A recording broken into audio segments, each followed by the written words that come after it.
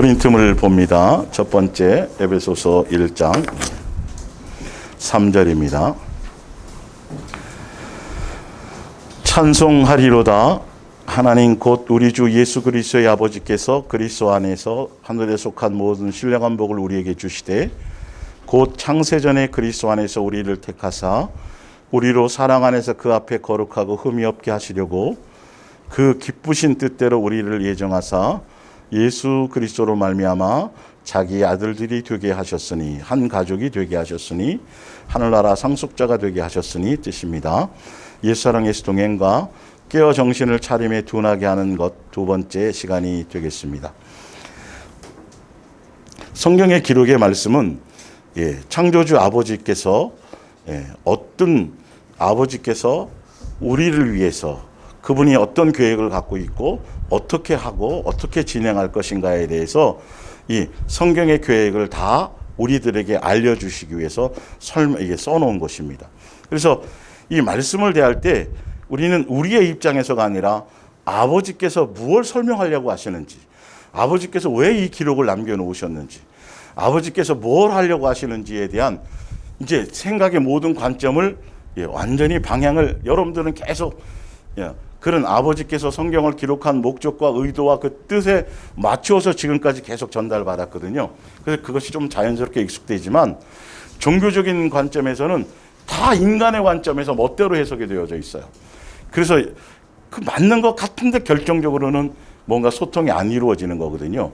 그러니까 분명히 성경의 말씀에 벌써 창세전에 내가 이런 계획을 갖고 있는데 그 계획이 너희에게 이렇게 이루어질 걸 내가 계획하고 있었다라고 말씀하고 있단 말이에요. 그러면 천지개벽이 이루어지든 어쨌든 간에 그분이 계획하고 뜻한 대로 진행이 되어져 가게 되어져 있다라는 것이죠. 사실은요. 그래서 그 부분을 잘 생각하셔야 돼요. 근데 창세전에 스스로 계신 분, 곧 시작이 없으신 분, 그리고 그분이 곧 우리의 아버지가 되어주시기 위해서 우리를 자녀로 창조하시고 자녀로서 한 가족으로서 맞아주시기 위해서 우리를 이 땅에 두시고 양육하시기 위한 모든 생각과 프로그램을 그래서 장소도 리모델링 하시고 그렇게 하신 계획을 하신 그분의 근본이 뭐냐면 성부 성자 성령 세 인격을 가지신 그 하나님의 근본이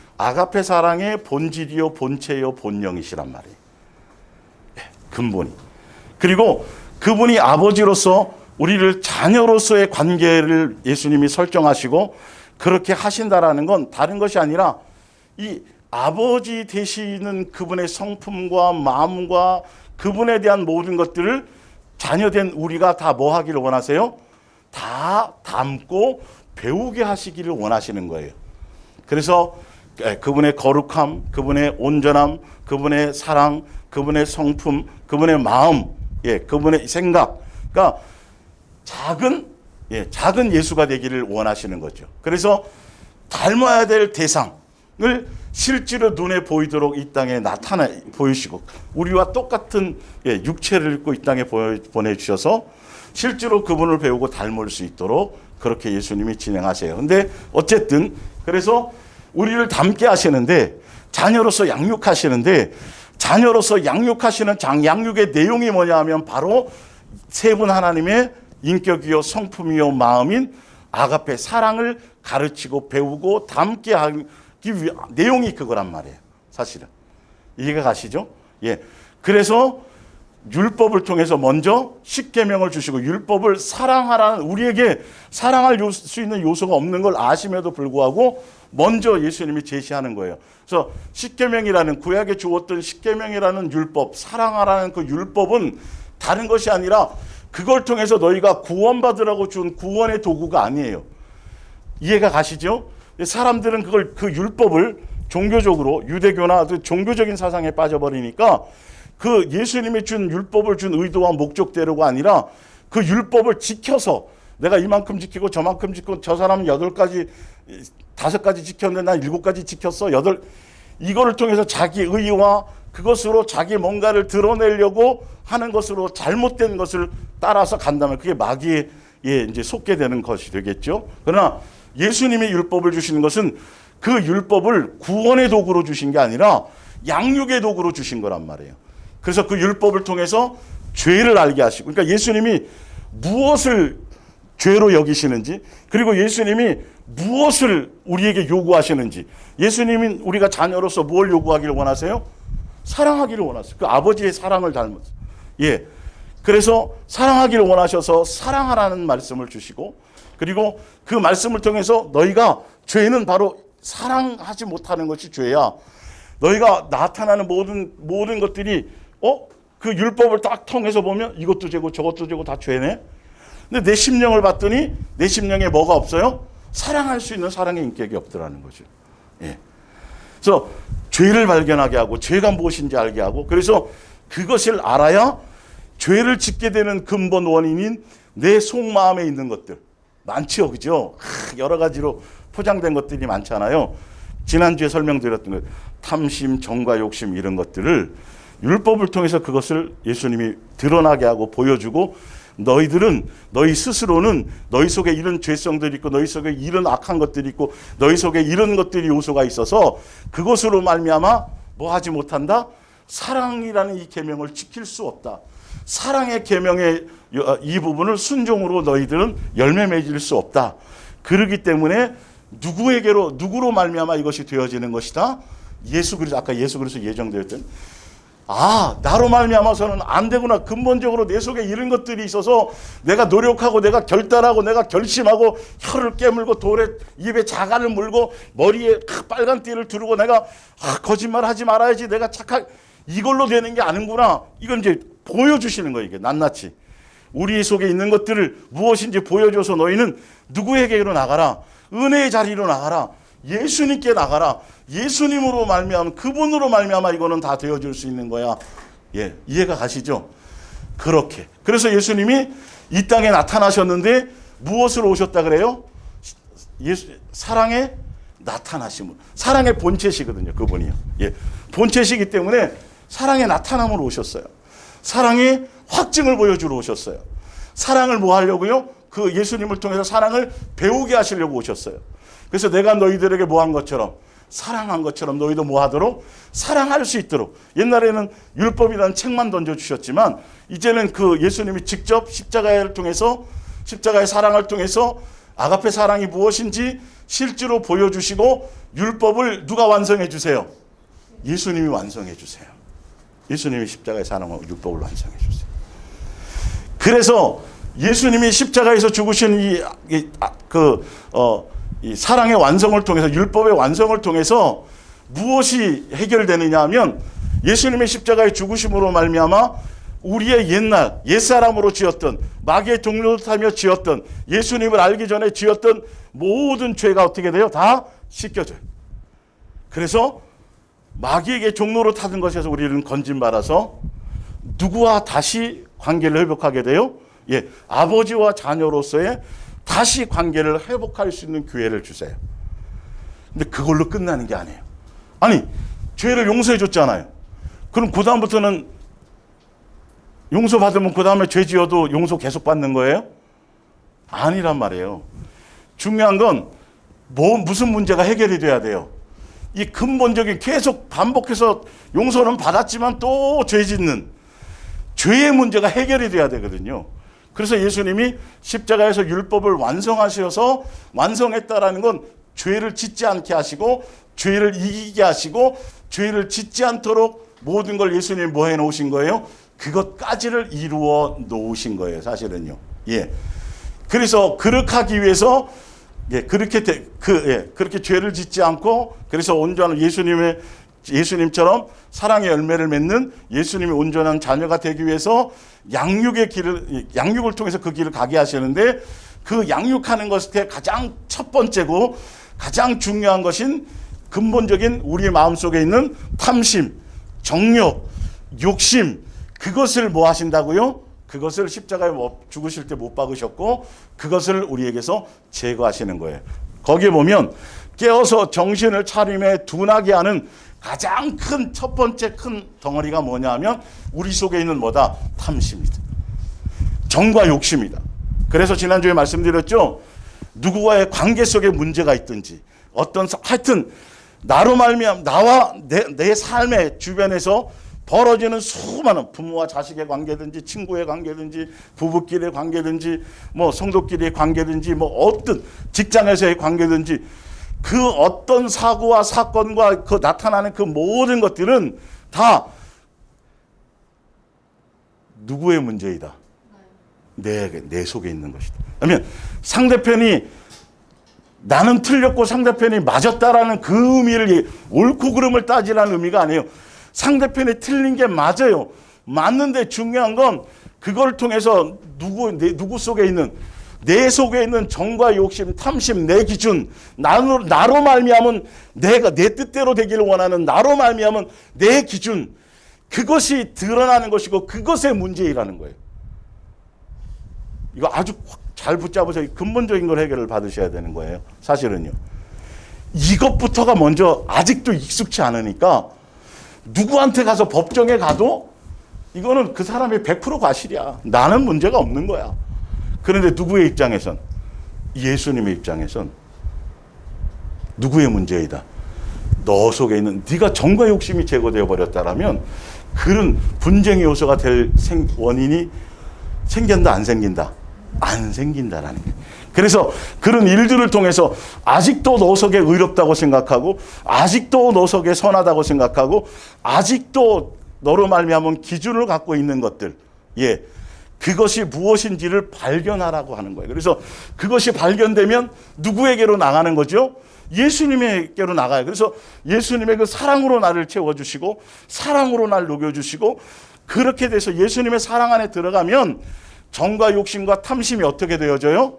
제거되어져. 이걸 지금 제가 전체적으로 설명을 드리지만 이 과정을 낱낱이 성경을 통해서 구체적으로 어떻게 되어져 가는지에 대해서 구체적인 성경의 방법론을 설명드리려고 지금 스토리를 먼저 그려드리는 거예요. 예, 그 부분들을 잘 이해하시기 바랍니다. 그래야 예수님의 십자가에서 죽으심이 단순히 나를 죄 용서해 주시고 예수 믿으면 천국 간다는 이런 것이 아니라 그 안에 수많은 예수님이 창세전에 계획하셨던 그것에 대한 구체적인 적용이 내게 있어진다라는 걸 알아야 되는데 그걸 싹 다 빼먹어갖고 다른 소리만 하는 거죠. 보면 자.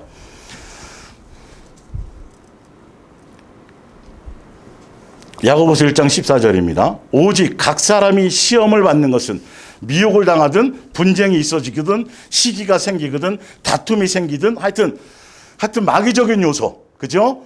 성령의 열매가 아닌 마귀적인 요소가 발생하게 되는 원인은 누구 때문이다? 누구 때문이다? 자기 속에 있는 욕심 때문이다. 이거 내 욕심 때문에 다 내 탓이 오지만 그 내 탓의 은혜 더 근본적인 요소는 내 욕심이다. 내 탐심이다. 그것 때문에 자꾸 근데 그건데도 불구하고 자꾸 핑계를 대고 싶은 거야. 이렇게 그 사람이 이렇게 하고 이런 부분이 있었으니까 그렇고 나도 그렇게 좀 좋은 환경 속에서 좋은 부모 만났으면 그거 다 거짓말이라니까요. 그게 아니라니까요. 거기에 속으면 큰일 나요. 예. 근본적인 원인은 뭐 때문이다? 내 속에 있는 탐심과 정욕과 욕심 때문이다.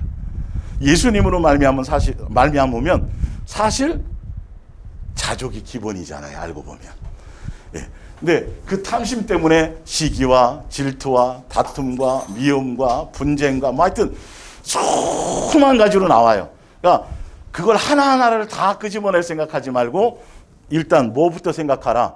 내 속에 탐심이 아직도 이런 부분으로 나타나고 있구나. 그 나타나면 혼자 고민할 것이 아니라 그때 더 누구를 찾으라고요? 예수님의 은혜의 자리로 나가시라고요. 예수님의 사랑과 은혜를 구하시라고요. 그게 그렇게 소통하는 거예요. 그게 기도예요, 사실은요. 예.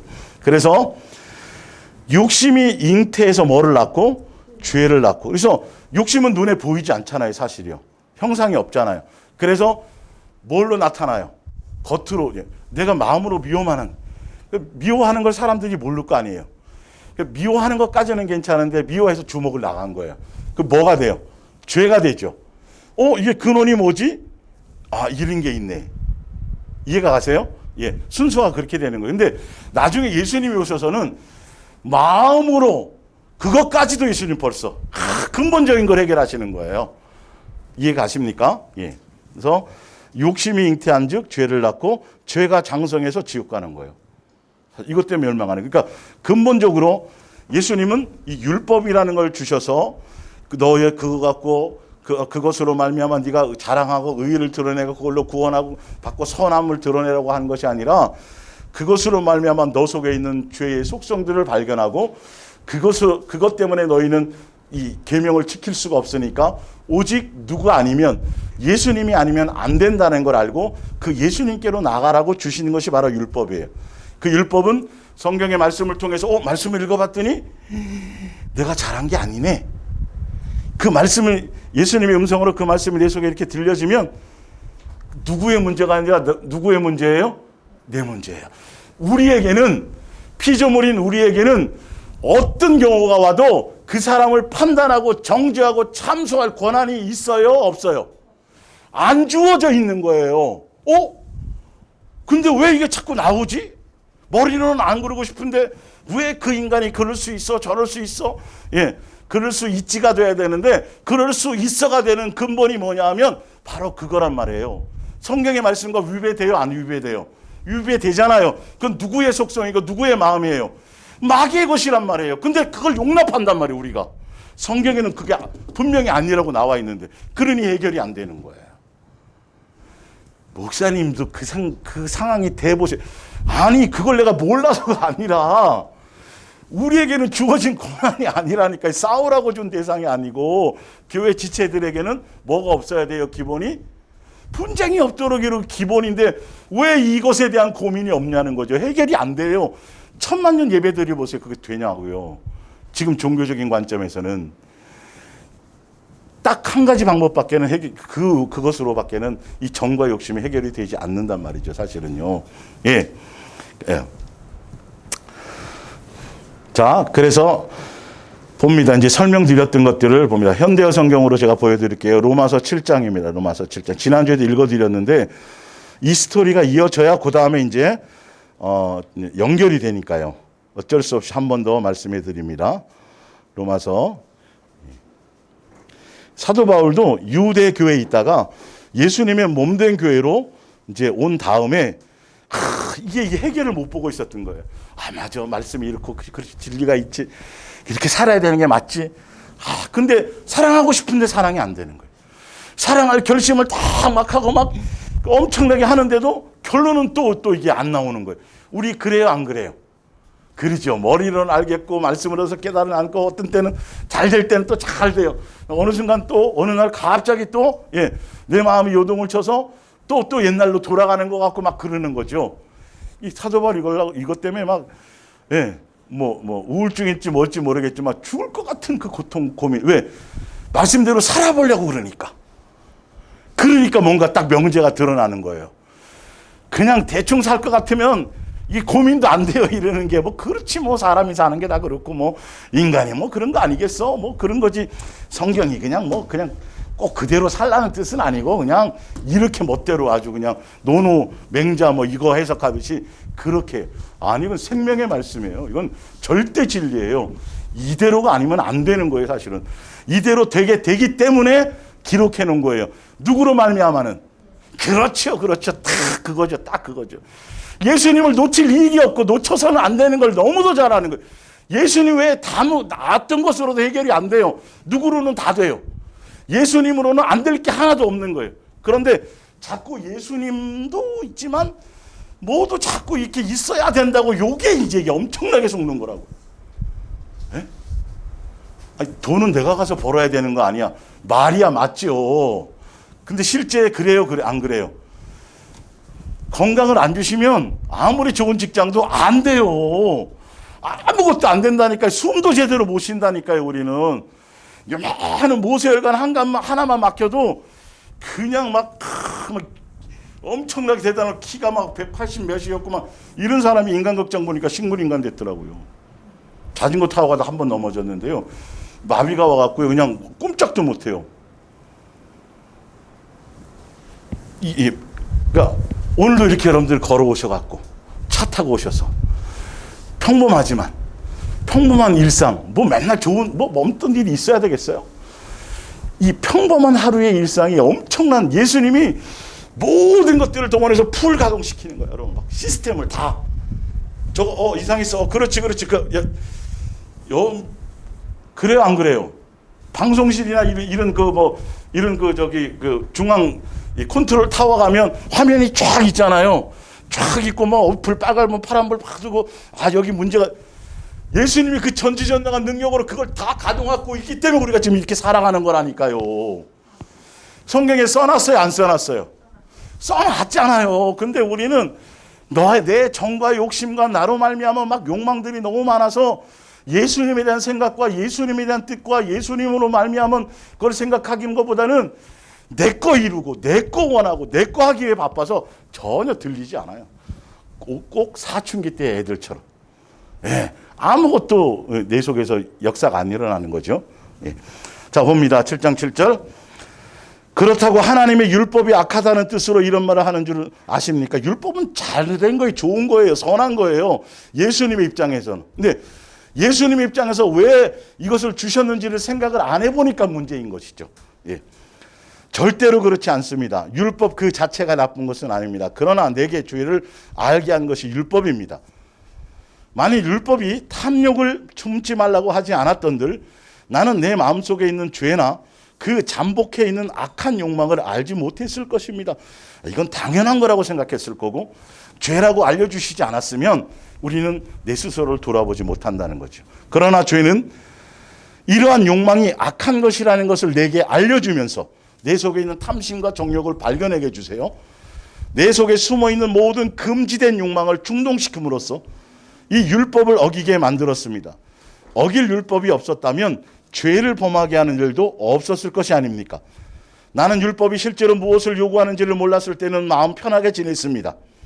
그러나 진리를 알았을 때 나 자신이 율법을 어긴 자이며 죽음을 선고받은 죄인이라는 것을 알게 되었습니다.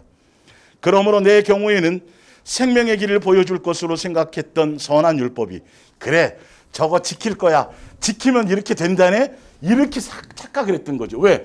내 속에 뭔가 있는지를 몰랐으니까. 내 속에 이런 것들이, 시커먼 것들이, 마귀적인 요소가 이렇게 많은, 천상, 다 남이 잘못됐고 나는 선하고 다 이렇게 착각하고 있었던 것을 예수님은 벌써 아시고 그렇게 온전하게 양육하게 해 주시려고 창세전에 계획한 그대로 다 하나씩 진행하시고, 그래서 율법도 던져 주신 거예요. 사실은 구원의 방편이 아니라. 그러므로 내 경우에는 생명의 길을 보여줄 것으로 생각했던 선한 율법이 그와 반대로 내게 죽음의 벌을 내려준 결과가 되어버린 것입니다. 죄가 하나님의 선한 율법을 가지고 나를 속여서 그것으로 나를 죽을 죄인이 되게 만든 것입니다. 그러나 율법 그 자체는 바르고 선한 것임을 여러분은 아실 것입니다. 그러면 이상하지 않습니까? 나를 파멸시킬 원인이 된 율법이 어떻게 선한 것이 될 수 있겠습니까? 이 부분의 문제는 어디가 문제예요? 예수님의 관점에서가 아니라 내 관점에서 율법을 잘못 적용하니까 생긴 게 문제예요. 그걸 지금 얘기해 주는 거예요. 로마서를 읽으실 때 율법에 대한 핵심이 이건 양육의 도구지 구원의 도구가 아니라는 걸, 이 대전제를 보고 읽으면 금방 쉬워져요. 근데 이게 자꾸 구원에 맞추어서 자꾸 같이 섞이니까 사도 바울이 횡설수설하는 것처럼도 보여지는 거예요. 이게 아시겠어요? 그러니까 나를 파멸시키는 것은 율법이 아니라 사실은 뭐다? 죄다. 그 근본적으로 죄는 드러난 거니까, 보이는 거니까 설명하는 거고, 사실은 그 근본적으로 내 속에 있는 탐심이다. 정과 욕심이다. 이거예요. 죄가 율법을 사용하여 내게 죽을 죄를 가져온 것입니다. 그러므로 여러분은 죄가 얼마나 교활하고 악착 같고 가증스러운지 아셨을 것입니다. 악한 목적을 위해서는 하나님의 선한 율법조차 서슴없이 이용하고 있으니 말입니다. 율법은 선한 것입니다. 그러므로 문제는 율법에 있는 것이 아니라 내 속에 있는 것입니다. 나는 죄라는 주인에게 노예로 팔렸기 때문입니다. 나로 말미암은 생각, 나로 말미암은 선, 나로 말미암은 것으로 살아가려고 하기 때문에 결론은 그건 다 뭐예요? 그건 다 죄의 원인이 될 수밖에 없어요. 내 안에 선이 없으니까요. 근본적으로 이게 싹 다 갈아엎어져야 되니까요. 사실은. 나는 나를 도무지 모르겠습니다. 속으로는 올바른 일을 해야지 하면서도 그렇게 되지 않습니다. 그러고는 내가 원하지 않는 짓, 내가 미워하는 짓만 저지르고 있습니다. 머리로는 이렇게 하면 안 되는데 입술로는 욕이 나가요. 네. 나는 내 행실이 잘못되었다는 것도, 내가 어기고 있는 율법이 선하다는 것도 잘 알고 있습니다. 그러면서도 이러는 나를 어찌해 볼 도리가 없는 것입니다. 이런 나는 이미 내가 아니기 때문입니다. 내게 이런 악한 일을 시키는 것은 내 속에 들어있는 나보다 더 힘이 센 죄입니다. 나는 내 육신 안에 올바른 것이 하나도 없다는 사실을 알고 있습니다. 아무리 몸부림쳐도 나는 나에게 올바른 일을 하게 할 수 없습니다. 나는 그렇게 하고 싶어도 되지가 않습니다. 선한 일을 하고 싶어도 되지 않고 악한 일을 하지 않으려고 애를 써도 되지 않습니다. 이제 내가 원하지 않는 일을 하고 있는 게 사실이라면 문제는 분명해집니다. 죄가 아직도 나를 사로잡고 있다는 사실입니다. 나 스스로는 늘 올바른 일을 원하나 어쩔 수 없이 잘못된 일을 해버리는 이것이 인생의 현실인 것 같습니다. 속으로는 하나님의 뜻을 따라서 살고 싶어 하면서도 내 속 깊은 곳에 어떤 다른 것이 있어서 그것이 내 마음에 분란을 일으켜 나를 누르고 아직도 내 속에 도사리고 있는 죄의 노예로 만들어 버립니다. 나는 마음으로는 늘 기쁨으로 하나님 섬기는 종이 되기를 원하면서도 실제로는 여전히 죄의 노예가 되어 있는 자신을 봅니다. 이제 여러분은 내 형편이 어떻다는 것을 아셨을 것입니다. 아, 나는 얼마나 비참한 처지에 놓인 인간입니까? 누가 이 죽을 수밖에 없는 노예 상태에서 나를 해방시켜 줄 것입니까? 하나님께 감사드립니다. 우리 주 예수 그리스도께서 나를 해방시켜 주셨습니다. 그분이 나를 해방시켜 주셨습니다. 사도 바울이 옛날 율법에 있으면서 자기로 말미암은 것으로 살아가려고 했던 그 삶의 그 요소로도 이제 말씀을 깨달았어요. 그래서 이제 예수님과 또 동행하며 예수님으로 말미암아 살아가며 막 이걸 깨달았는데 그걸 또 자기로 말미암아 하려고 하는 거죠. 이해가 가시죠? 그렇게 그거는 완전히 달라져야 되는 거예요. 근데 자기로 말미암은 요소로 내가 더 동행해야지. 저 사람보다 내가 더 많이 해야 되고 저 사람이 하루에 뭐 1000번씩 예수님 사랑합니다 고백하면 나는 3000번 해야지. 이딴 생각들이 나오는 거예요. 이게 그럴싸하고 거룩하고 좋은 것 같지만 아니라니까요. 예수님은 그 사람의 믿음에 불량하게 합당하게 예수님의 방법으로 양육하시고 예수님의 방법으로 진행해 나가세요. 이해가 가십니까? 예. 그래서 사도 바울이 왜 깨달았는데 그때 은혜 받았을 땐 되는데 왜 또 그렇지 예. 아직도 내 속에 있는 나로 말미암은 것 죄라 그랬고 아까 정과 욕심이고 탐심이라 그랬는데 중요한 건 사도 바울이 아까 어필 위에 잠깐 읽어드릴 때 제가 상담할 때도 이건 나중에 설명을 드렸지만 이거 잘못 오해하면 또 문제가 될까 봐 제가 안 했지만 뭐 표현이 있으니까요. 사실 이렇게 생각하시면 돼요. 내 마음속 안에 이중인격처럼 두 사람이 있다고 생각하시면 돼요. 옛사람의 인격과 지금 새 사람의 인격이에요. 근데 이 옛사람은 이거는 지금 내 게 아닌 거예요. 내 속에서 발동하고 뭔가 남아있긴 하지만 내 게 아닌 거예요. 마귀가 속이는 거예요. 이걸 가지고요. 그래서 내가 예수님을 놓치고 또 뭔가 다른 것에 마음을 빼앗기면 이 옛사람의 요소가 발동을 하기 시작해요. 그런데 사람들은 어디서 속느냐 하면 이게 자기 것인 줄로 착각하고 있기 때문에 속아요. 예수님을 믿고 예수님 영접하면 아까 그 죄의 부분들이 사실은 다 어떻게 돼요? 씻겨져서 우리는 지금 해방을 받은 거라니까요. 해방을 받았지만 아직도 우리는 일본적인 언어로 쓰고 어떤 생활 습관도 있고 뭐 이런 것들이 있잖아요.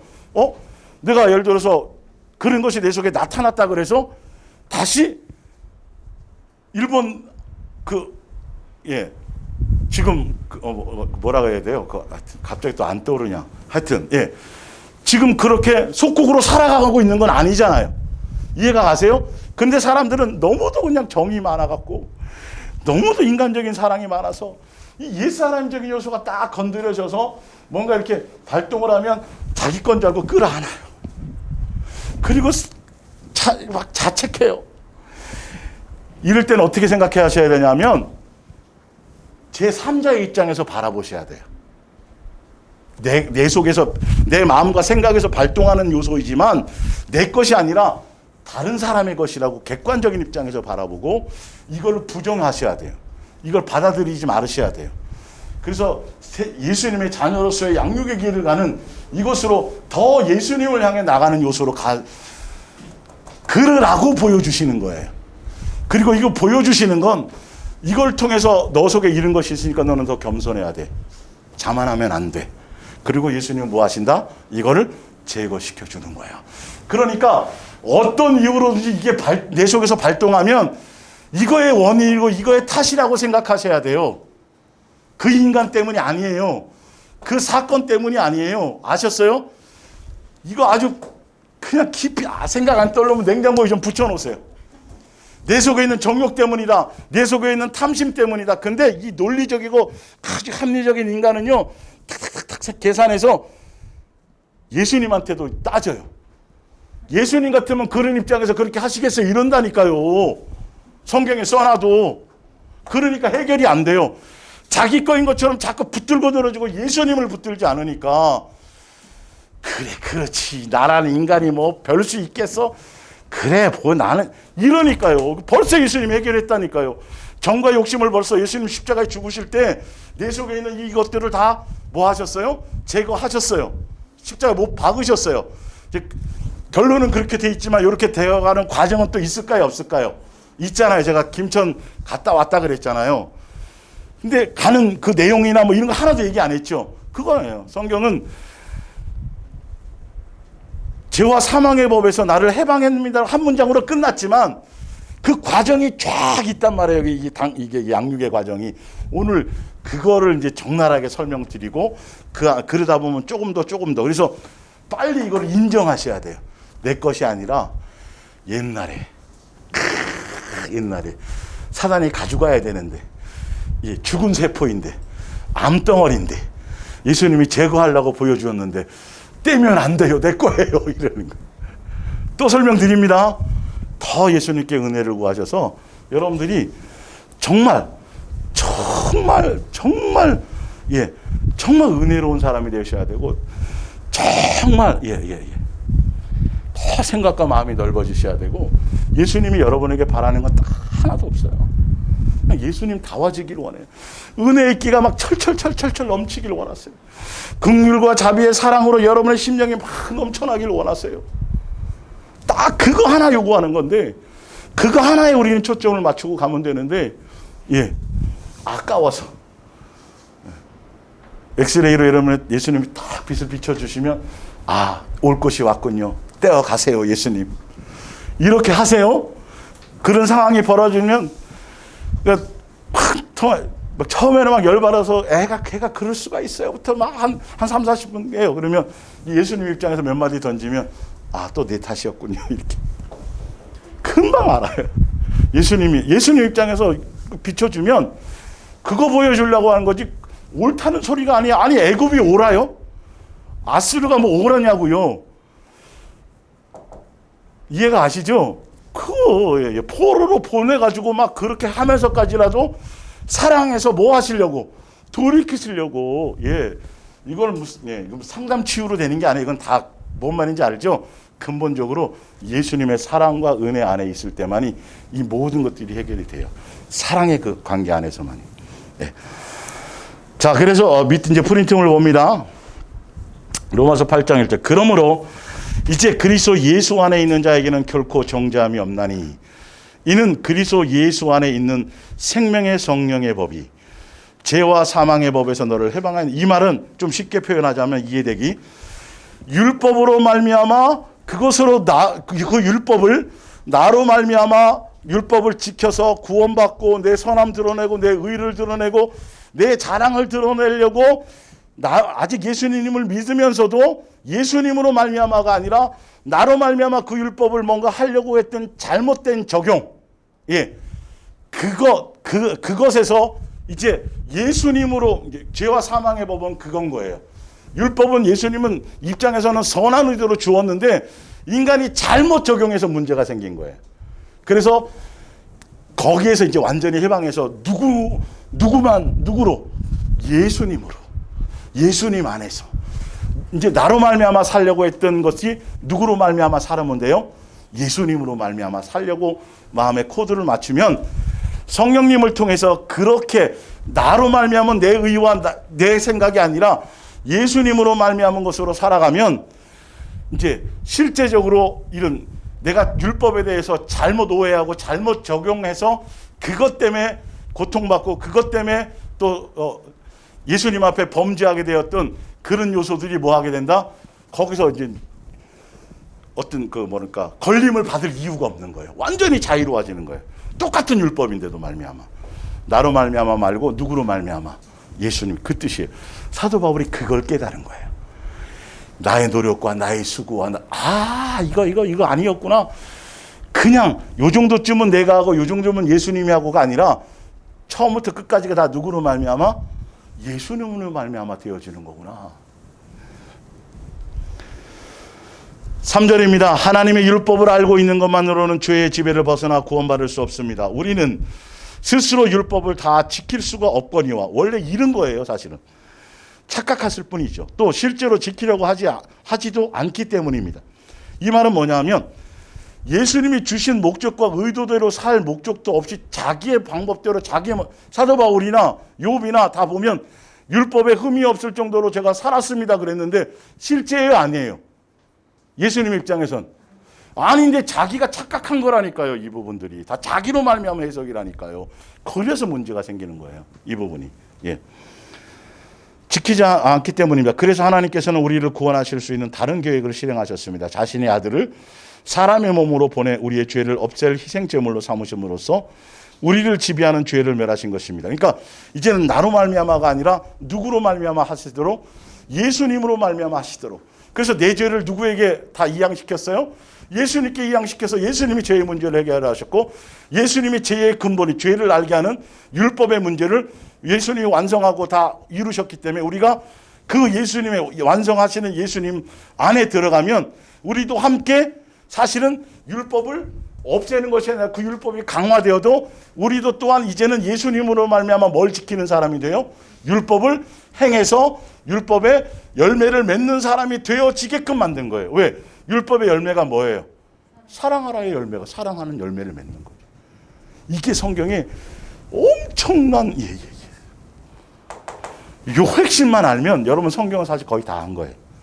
신학적으로 별의별 노마서를 제대로 그 얘기는 필요 없고, 하여튼 4절 이해하고 알아듣는 사람 알아들으면 되니까요. 그러므로 이제 우리가 뭘 따라 살면? 성령을 따라 살면에 대해서 나왔죠. 성령을 따라 산다는 건 성령님이 오셔서 무엇인가를 알려주세요. 아버지와 자녀의 관계를 확증하세요. 이제는 너는 종교심이 아니라 아버지로서 자녀로서 무슨 길을 가는 거다? 양육의 길을 가는 거야. 성령님은 무슨 영이에요? 진리의 영이에요. 진리의 영과 미혹의 영은 뭘로 구분한다 그랬어요? 사랑으로 가느냐 안 가느냐예요. 성령님은 누구를 얘기하시는 거예요? 예수님을 알게 하고 예수님이 하신 말씀을 생각나게 하고 예수님이 살았던 삶의 공생의 사랑의 열매를 맺었던 삶의 공생의 길을 가도록 역사해 주세요. 성령님은 그러니까 이 성령에 대해서 잘못하니까 성령 받으면 맨날 기도해서 응답받아서 좋은 문제 있고 문제 안 생기고 이런 건데, 아니요. 성령님이 예수님이 이 땅에 오셨을 때 예수님이 성령에 충만했는데 성령님이 좋은 길로 인도 안 하시고 어디로 인도하셨어요? 무슨 길로요? 마태복음 4장에 마귀에게 시험 받는 길로 인도하셨어요.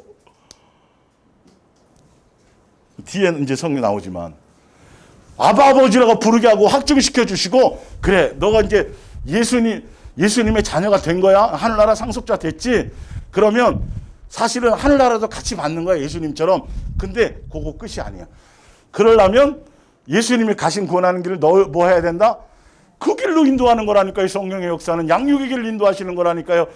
내 속에 있는 정과 욕심을 제거하기 위해서 고난과 이런 일들을, 그런 사건들을 만나게 하시고 이것들을 환경을 통해서 역사하시는 거예요. 모든 게 다 나를 위한 뭐라고요? 선이라고요. 여러분 주변의 모든 상황들은 이 아이들까지도 양육의 도구예요. 서로에게 교보제인 거예요. 서로 귀하게 여겨야 돼요. 하여튼 그래서 성령을 따라 산다면 하나님의 율법을 지키며 사는 것이며, 성령을 따라하면 율법을 지키는 거예요. 예수님으로 말미암아 육신의 죄를 벗어나는 길입니다. 육신을 따라 사는 사람은 여전히 자기로 말미암아 살려고 하고 자기 중심적인 사람은, 아직 자기가 살아있는 사람은 자신만을 즐겁게 하기 위해 살지만, 성령을 따라서 사는 사람은 하나님이 기뻐하시는 일을 위해 삽니다. 아니, 제가 재산을 팔아서 어려운 사람 도와줬는데요, 제가 이거 저 위한 거 아니잖아요. 근데 그게 자기 기쁨이 되는 거예요. 예수님이 하라고 하신 것을 해야 되는 것이 맞는데 이걸 선으로 착각하면 큰일 나요. 주를 위해서 제가 순교했어요, 목숨을 던졌어요 하는 것도 누구로 말미암아 할 수 있는 거라고요? 나로 말미암아 할 수 있는 수많은 요소가 된다라는 걸 조심하셔야 돼요. 종교심이라는 건 그렇게 무서운 거예요, 여러분. 예. 성령으로 아니면 그렇게 살 수가 없어진다는 거죠. 6절에 성령을 따라 살면 생명과 평안을 누리지만, 그래서 내가 성령 안에서 제대로 예수님의 양육의 길을 가고 있느냐 없느냐는 항상 내 마음의 기쁨이냐, 감사냐, 이런 것들을 점검하시라 그랬잖아요. 성령의 열매는 그런 거니까요. 예. 육신을 따라 살면 죽음에 이르게 됩니다. 마음이 항상 불안하고 두렵고 막 이러죠.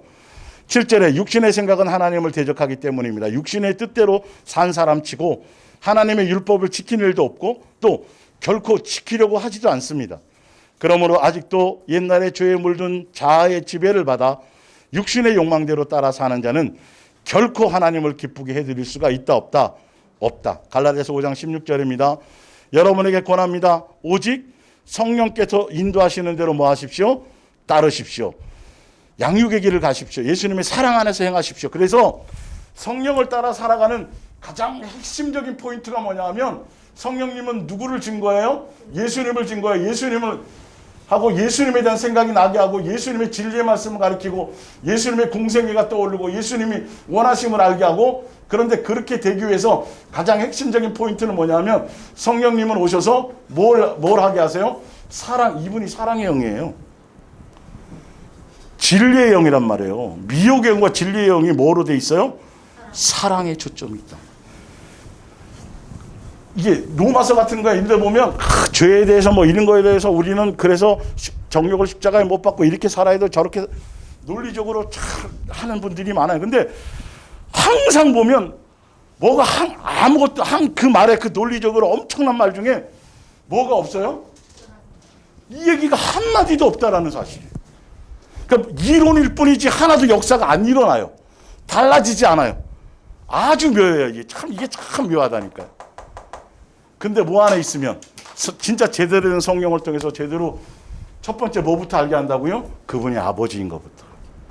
아버지라고 부를 수 있는 것들이 내 속에서 막 일어난다. 이 얘기 한 가지만 해도 한참 해야 돼요, 사실은요. 예. 맨날 귀신 쫓고 능력행하고 무슨 은사적인 것만 맨날 향해 가니까 그건 어린아이일 때 나중에 뒤에 나오지만, 예, 가는 과정 가운데 이게 하시는 것이지 이것 갖고는 영생하고 관계없는 거예요. 다시 돌아갈 수 있어요. 은사자들도 오히려 세상으로 다시 돌아간다니까, 여러분. 뭐가 있어야 돼요? 열매가 있어야 된다. 성령의 열매에 대한 초점이란 말이에요. 다른 거에 초점 말고 충성, 헌신, 봉사, 기도만 하고 전도만 해, 이런 교리적인 거 말고 오직 예수님만 사랑하려는 곳에 마음의 코드가 주어져야 된다는 거죠. 이 중매가 있어야 된다는 거예요. 그래서 예수님을 사랑할 목적 안에서 그 안에서 양육의 길을 가게 되면서 되어져야 하나씩 예수님에 의해서 이런 것들이 제거되어지고 되어지는 거예요. 예. 자, 성령께서 여러분이 어디로 가야 할지 또 무엇을 해야 할지를 가르쳐 주실 것입니다. 성령께서 인도하는 대로만 따라 살면 여러분의 육체의 욕망에 이끌려 다니는 짓 따위는 하지 않게 될 것입니다. 그러니까 많은 사람들이, 목사님들 마찬가지예요. 다 이 말씀을 하세요. 성령의 감동으로 말씀을 전하게 해주세요. 근데요, 근데 그것이 사실은 그 밑바닥에 깔려있는 이것을 보면 어떻게 하면 설교를 잘해서 감동을 시키지? 어떻게 하면 설교를 해서 저 사람들을 뭐 어떻게 이런 게 먼저 깔려 있어서 문제예요. 제대로 된 예수님과의 관계 안에서는 말씀을 말씀대로 예수님의 뜻대로 어떻게 잘 전달하는 이게 우선이어야 돼. 초점이. 이건 제 개인적인 경험에 의해서 깨닫고 알게 된 거예요. 한 번도 뭘 해서 이런 걸 주신 적이 없어요. 뭘 잘해야지 말지 이게 한 번도 그런 적이 없어요. 그냥 단순 무식하게 성령대로 뜻대로만 제대로 전하는 그것만이라도 이렇게 마음의 중심을 코드를 주시더라는 거죠. 근데 다 그런 마음을 갖고 있는데 동기와 의도와 목적이 틀리니까 결론은 어디에 초점이 없으니까 예수님과 사랑의 관계에 대한 초점이 없으니까 감동을 받아도 다른 것들이 열매 맺는 거예요, 이게요. 그래서 은혜까지 끼쳐요. 말씀을 묵상해가지고 해서 왔는데 결론은 누가 힘이 들어가요? 내가 이거 오늘 홈런 쳤으니 또 부담 갖는 거야. 다음 주도 뭐 해야 하려고 그래요? 홈런을 쳐야 될 텐데 근데 맨날 홈런을 쳐야 못 쳐요. 사모님이 인상이 쭈그러드는 거야. 죽 썼구나. 이게 무슨 애들 뭔 말인지 알겠죠? 이런 거에 논리에 빠져서 자기 고민하는 거예요. 토요일만 되면 막 예민해져 갖고 막 책 뒤지고 막 뭐 해가지고 좀 성도들에게 뭔가를 막 찡한 뭔가를 줘야 될 텐데 그대로 너가 살면 되고 알잖아요, 그죠? 그러니까 다 성령의 감동으로 한다고 하는데 성경의 말씀대로 예수님에 대한 사랑의 코드와 사랑의 목적과 사랑의 관계 안에 제대로 되어 있지 않으면 나오는 열매들이 선한 열매가 될 수 없어요. 그 은혜 끼친 것 같고 예수님이 주신 그 은사를 가지고 자기 자랑하고 자기 드러내고 자기의 뭔가하고 자기 복에 힘이 들어가고 이런다는 그걸로 분별해야 된단 말이에요. 성도들은 이제는 성경에 있는 걸 보고. 그래서 예수님의 목적대로 방법대로 제대로 전달만 하잖아요. 중매자로서. 그러면 전달자가 보다 전달의 내용의 성도들은 더 초점에 가져요. 그래서 결론은 누구를 더 생각하게끔 생각이 나요? 그렇죠. 이렇게 달라져 가야 된다니까요. 그게 성경의 목적이잖아요. 근데 왜 성경의 말씀을, 성경을 통해서 설교를 들었는데 왜 우리 목사님이 그렇게, 이야, 대단하시네. 말씀, 저기서 저런 표현을 하시고, 어디서 못, 그리고 아브라함이 대단해지고, 노아가 대단해지고, 뭐 다 이상해지는 거예요. 그 사람 대단해지려고 아니라, 누구? 너가 그렇게 되는 거야. 라는 걸 얘기해 주는 거란 말이에요. 너도 그 길을 가는 거야. 라는 거예요. 안 그러면 이 성경에 무슨 의미가 있냐고. 외원들 뭐하냐니까 이게. 제가 목요일날 말씀드렸죠. 분명 성경에 써놨잖아요. 모세오경과 이 모든 건 누구에 대한 얘기다. 근데 모세 율법을 제일 강조하고 외우는 데가 어디예요? 유대 교인들이에요. 근데 누구는 못 만났어요? 예수님 못 만나고 다른 얘기만 잔뜩 한단 말이에요. 희한하게. 예수님 만나지를 못했단 말이에요. 제가 선한 일을 했걸랑요. 11조를 이렇게 드리고 일주일에 2번 금식 이딴 얘기만 맨날 하는 거예요. 그러니 뭐만 나와요? 자랑거리만. 사도 바울이 진짜 예수님 만나니까 성경 통해서 누구 얘기밖에 안 해요? 예수님 증거하는 얘기밖에 안 해요. 자랑거리가 아니라 뭘 알아요? 아이고 나는 죄인 괴수 중에 괴수네. 은혜 아니었으면 큰일 날 뻔했네. 은혜 때 이 얘기 완전히 주제가 틀려지잖아요. 여러분 분별하셔야 돼요. 자, 봅니다. 17절 성령께서 인도하는 대로만 따라 살면 여러분 육체의 욕망에 이끌려 다니는 짓 따위는 하지 않게 될 겁니다. 17절 우리는 성령께서 바라는 것과는 정반대로 악한 일 하기를 좋아하는 뭘 가졌어요?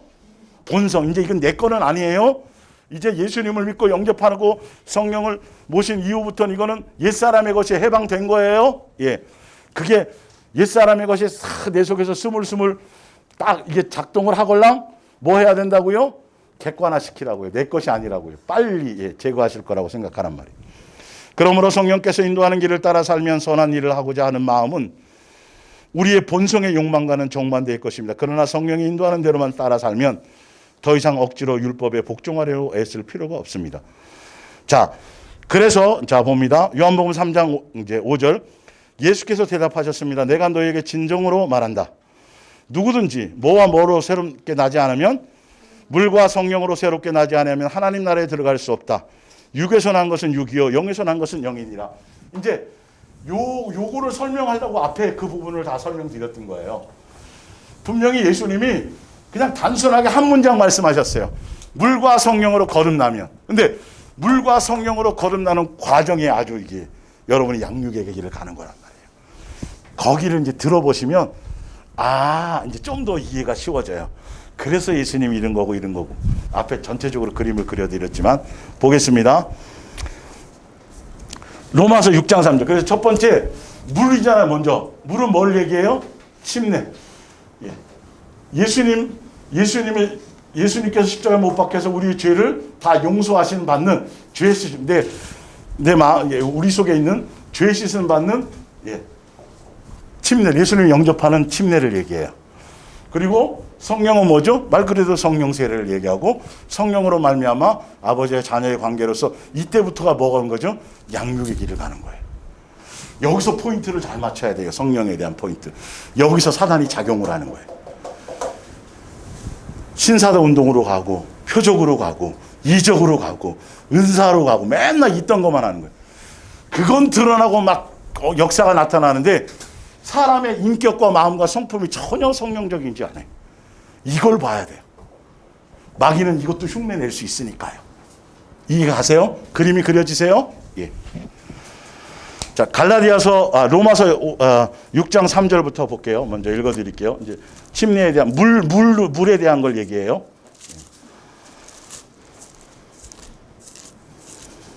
로마서 6장 3절부터 봅니다. 무릇 그리스도 예수와 합하여 뭘 받은 사람은, 침례를 받은 사람은 그의 죽으심과 합하여 뭘 한 거다? 예수님 죽을 때 같이 죽은 거다. 뭐가 죽은 거다? 정과 욕심이 죽은 거다. 나로 말미암아 살았던 옛사람의 모든 것이 거기에 죽은, 이건 확실히 되어진 거예요. 해방되어진 거예요. 나온 거예요. 침례 받는 순간에 이런 의미를 갖고 있는 거예요. 알고 계셔야 돼요. 이 부분이요. 예. 그러므로 우리가 그의 죽으심과 합하여 세례를 받음으로 그와 함께 장사되었나니 이는 아버지의 영광으로 말미암아 그리스도를 죽은 자 가운데서 살리신 것 같이 우리도 또한 새 생명을 새롭게 태어나서 행하게 하려 하십니다. 만일 우리가 그의 죽으심과 같은 모양으로 연합한 자가 되었으면 또한 그의 부활과 같은 모양으로 연합한 자도 되리라. 우리가 알거니와 우리의 옛사람이 예수와 함께 십자가에 못 박힌 것은 정과 욕심, 옛사람 나오죠? 아까 그거예요. 침례라는 의미가 지금 이 얘기예요. 예. 죄의 몸을 주고 다시는 우리가 죄에게 종로로 타지 않게 하려 함이니 이는 죽은 자가 죄에서 벗어나 의롭다 하심을 얻으십니다. 11절을 봅니다. 이와 같이 너희들도 너희 자신을 죄에 대하여 죽은 자여 그리스도 예수 안에서 하나님께 대하여 살아있는 자로 여길지어다. 그러므로 너희는 죄가 너희 죽을 몸을 지배하지 못하게 하여 몸의 사역에 순종하지 말고 또한 너희의 지체를 불의의 무기로 죄에게 내어주지 말고 오직 너희 자신을 죽은 자 가운데서 다시 살아난 자같이 하나님께 드리며 너희의 지체를 의의 무기로 하나님께 드리라. 죄가 너희를 주장하지 못하리니 이는 너희가 법 아래 있지 아니하고 뭐 안에 있음이라? 은혜. 여러분 이 은혜가 지금 예수님이 뭐에 못 박아 죽으실 때 어디요? 십자가에 못 박아 죽으실 때 이 부분이 참 중요해요. 이 십자가의 사건은 사랑의 뭐가 오셔서 사랑의 나타남으로 오셔서 아버지가 얼마나 사랑하는지에 대한 사랑의 확증을 보여주시고 사랑의 절정을 보여주시고 이해가 가시죠? 이걸 통해서 우리에게 사랑을 가르쳐서 너희도 뭐 하도록 사랑, 여기에 포인트가 있으셔야 돼요. 이 내용에.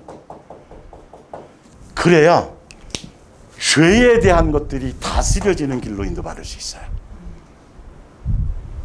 이게 1년에 한 번씩 돌아오는 사순절에 예수님 십자가 못 박았고 맨 이딴 타령만 할 게 아니라 원래 이것의 의미가 여기에 그래서 예수님의 사랑에 거기에 빠져서 사랑을 알고 사랑을서 그렇게 되어지면 이런 것들이 다스려진단 말이에요.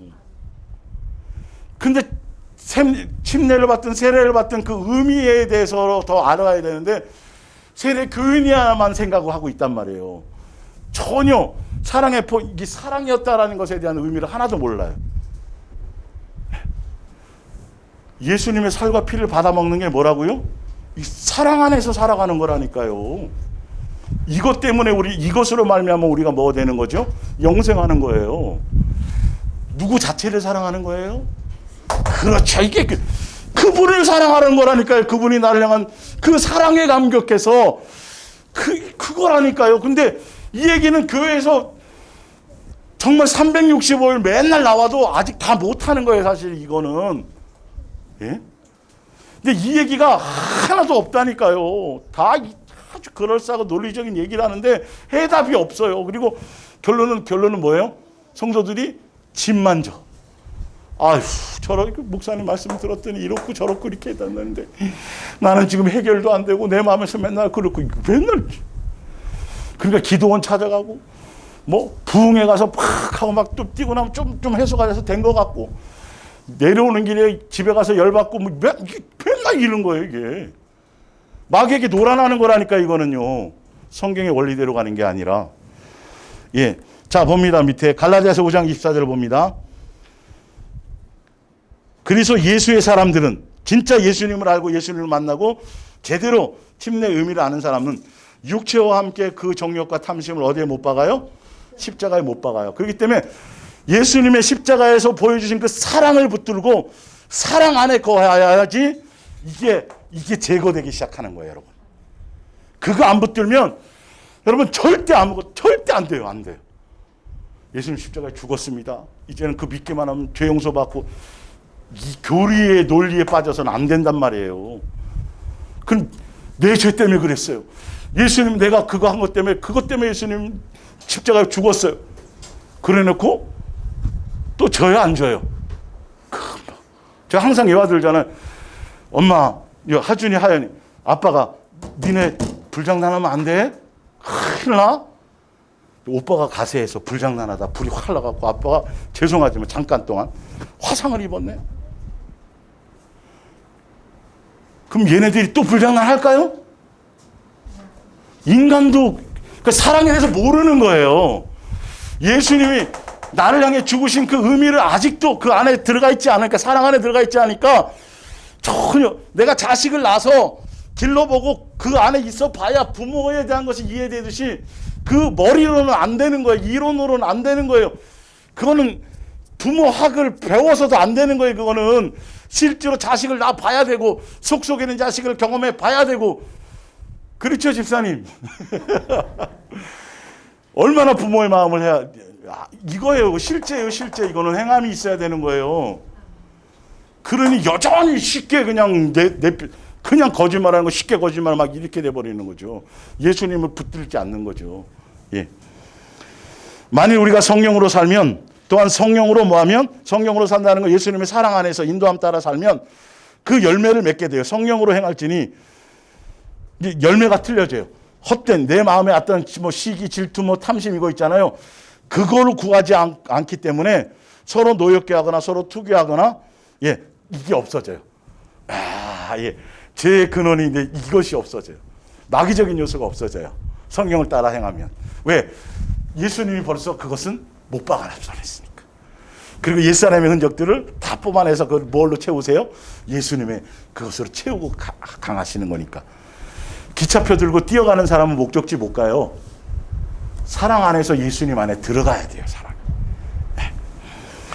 갈라디아서 3장 26절입니다. 너희가 다 믿음으로 말미암아 그리스도 예수 안에서 하나님의 아들이 되었으니 누구든지 그리스도와 합하게 뭐 받으면, 세례 받은 사람은 뭐 한 거다? 예수로 옷 입은 거. 이게 그래서 오직 주 예수 그리스도로 옷 입고 뭘로 살지 말라? 야, 그렇죠. 예수님 영접하고 예수님을 믿고 예수님 침례받고 예수님 영접했다라면 이 의미가, 예, 진짜 예수님이 목적이고 예수님으로 사는 거고 예수님으로 먹고 예수님 이게 기본이란 말이에요. 뭐 충성, 헌신 이런 쪽이 아니라니까요. 그러기 때문에 당연히 정과 욕심에 대해서는 점점 멀어진다, 안 멀어진다? 멀어지게 돼 있어요. 이거는요. 봅니다. 로마서 13장 14절. 오직 주 예수 그리스도로 옷 입고, 예, 그게 그렇고요. 자, 고린도서 10장 1절. 자, 형제들아, 나는 너희가 알지 못하기를 원하지 않으니 우리 조상들이 다 구름과 아래에 있고 바다 가운데서 지내며 모세에게 속하여 다 구름과 바다에서 뭘 받았어요? 이스라엘 백성이 400년 동안 노예 생활하다가 홍해에 가로막혀 있는데 홍해가 어떻게 돼요? 다 마름 통해서 길을 내고 이스라엘 백성은 싹 다 나왔는데 요 사건, 이 물을 잠길 때 이 사람들 벌써 뭐 한 거라고요? 죽은 거예요. 예. 뒤에 애굽의 군대가 와서 여기 다 쓸어버렸어요. 이거는 엄청난 사건이 아니에요. 여러분 이거 한번 경험해 보실래요? 군대가 날 잡으려고 막 총 들고 쫓아오고 앞에는 강이 가로막혔는데 이 정도로 이 사건 자체가 침례의 의미, 세례의 의미가 뭐다? 이 정도로 엄청난 거라는 거예요, 사실. 우리가 너무 가벼이 쉽게 생각해서 그런 거지만 예수님의 입장에서는 마귀의 종로로 탄거해서 육의 사람이 예수 그리스도의 영의 사람으로 인 것이고 신분과 모든 것이 완전히 달라지는 것이고 그러니까 물 침례 받은 그것만으로도 사실은 알고 보면 가벼운 게 아니에요. 사람이 완전히 달라져야 되는 게 맞는 거예요. 가치가 틀려져야지 맞는 거예요. 근데 이렇게 해주었는데 침례 받았고 뭐 다 했는데 어디로 자꾸 돌아가고 싶어요 이들이? 받으면 뭐 하냐고요. 끝까지 못 가는 게 문제였죠. 이게 잘 이해하셔야 돼요. 자, 하나 더 봅니다. 밑에 베드로전서 3장 21절. 이것은 노아의 방주 사건은 이것이라는 노아의 방주 사건은 오늘날 우리가 받는 침례와 깊은 연관이 있습니다. 우리가 침례를 받은 것은 그리스도의 부활을 통해 우리가 죽음과 멸망할 운명에서 구원받는다는 것을 의미하고 있습니다. 다시 말해서 침례는 단순히 우리의 몸을 물이니까 우리 몸만 뭐 이렇게 물에 담그니까 그런 걸로 생각하는 게 아니라 이제는 우리가 나로 말미암아 살았던 것들에 대해서 이제 하나님께로 돌아와서 예수님을 영접하고 자녀 죄에서 깨끗해지기를 하나님께 간구하고 또 그렇게 살기를 뭐 하는 거예요? 이런 의미를 갖고 있어요. 그러니까 노아 홍수의 사건을 통해서 다 물이 잠겨가지고 예수님이 한 100년 이상의 그 엄청난 대프로젝트를 통해서 사실은 뭘 알려주시려고 그랬다고요? 뭘 알려주는 거예요? 이거 알려주려고요. 여러분 다 세례 받으셨죠? 뭐 침례 받으시는 분도 있고. 의미를 다시 되새기세요. 이제 성경대로 되새기세요. 아시겠어요? 어떤 사람 이 정도로 홍수의 사건으로 싹 다 멸망하는 중에 딱 건진받은 여러 사람이 겨우 뭐 경험한 거라고요? 침례를 경험한 정도예요. 그때부터 이제 양육의 길을 가는 거예요. 사실 알고 보면 노아 방주 사건 이후로부터 이스라엘 백성이 400년 동안 살던 노예 생활에서 10가지 재앙을 그 재앙이지만 예수님의 입장에서는 표적을 보여주신 거잖아요. 살아계심을. 이런 수천만 가지 이 엄청난 전지적인 능력을 다 동원해서 너희를 마귀의 종로로 타는 것에서 뭐 한 것? 건져낸 거. 이게 곧 침례라는 거예요. 이 의미를 모르니까 성경에 나와 있는데도 이거를 그건 예수님의 사랑 안에 들어가야만 이거 의미를 알아요. 내가 그때 그것도 다 사랑이었고 이것도 사랑이었고 저것도 사랑이었고 이게 사랑으로 해석되지 안에 보면 다 이건 이상하게 해석이 된다니까요. 나 주워온 것 같고 나한테 그날 뭐 원한이 있었을 거야. 아마 스트레스 받아서 이렇게 얘기만 한단 말이에요. 예수님에 대해서 제대로 오해하는 거예요. 예수님이 침례 받으셨어요? 안 받으셨어요? 그분도 받으셨다니까요. 그분은 왜 받으셨어요? 우리의 모든 죄를 다 짊어지려고 받으신 거예요. 같이 연합해서 이게 하시려고. 이해가 가세요? 여러분 돌아가셔서 이제 지금 물에 대해서 얘기하는 거예요. 물과 성령으로잖아요. 요 다음이 이제 성령이고 이제 그 과정을 통해서 뭐 제거하시는 거 보여준다고요?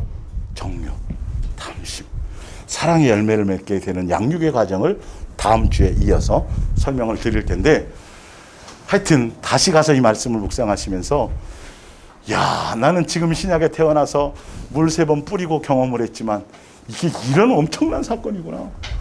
예수님의 전지전능한 모든 능력과 하나님의 아들이 나를 위해서 죽으셔야만 됐고 죽음으로 맛봐야 되는 이런 것으로 말미암아 그것으로 나를 씻겨주시고 다시 나를 안아주시고 가족으로 불러주신 이 엄청난 고백이구나. 그 사랑 안에서 푹 젖어서 한 주간을 은혜로 살아가시기를 부탁드립니다. 기도하겠습니다.